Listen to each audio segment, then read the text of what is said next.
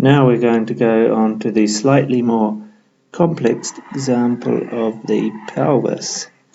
In this case, you'll notice someone has attached the sensor on upside down, so X is pointing downwards. First we have to decide how we're going to define the pelvic coordinate system. This is a little bit more tricky for me to draw. This is why I am an academic and not an artist. But imagine this is a pelvis. Now, the ML axis of the pelvis is defined by a line connecting the anterior superior iliac spines, or ASIS. The AP axis is defined by a line that goes forward through this, and that connects the midpoint between the ASIS and the posterior superior iliac spines in the horizontal plane, because of course you've got a vertical axis that points upwards. Now, if we look how the sensor has been attached in this example, this is a little bit tricky, so bear with me.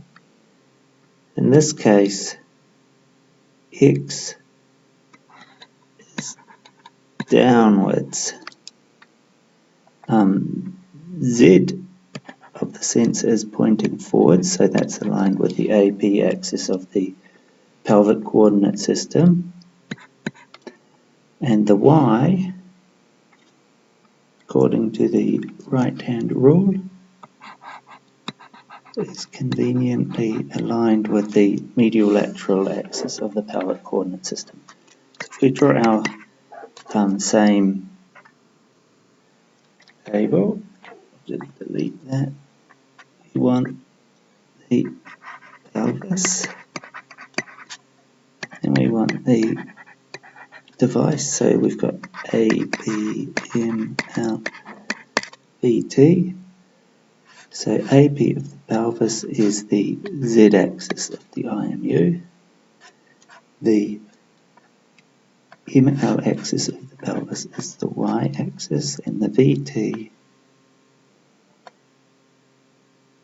is the negative Z X-axis. So if we want to make a rotation matrix from from IMU to pelvis, you have to take into account these differences. So now the X-axis of the the AP axis of the pelvis is now the Z-axis of the IMU, so the one goes in that far column. Now the Y-axis is the same as the ML, so the one goes in the middle. And in this case, the vertical axis of the pelvis is the negative X-axis, so we need a negative one down here.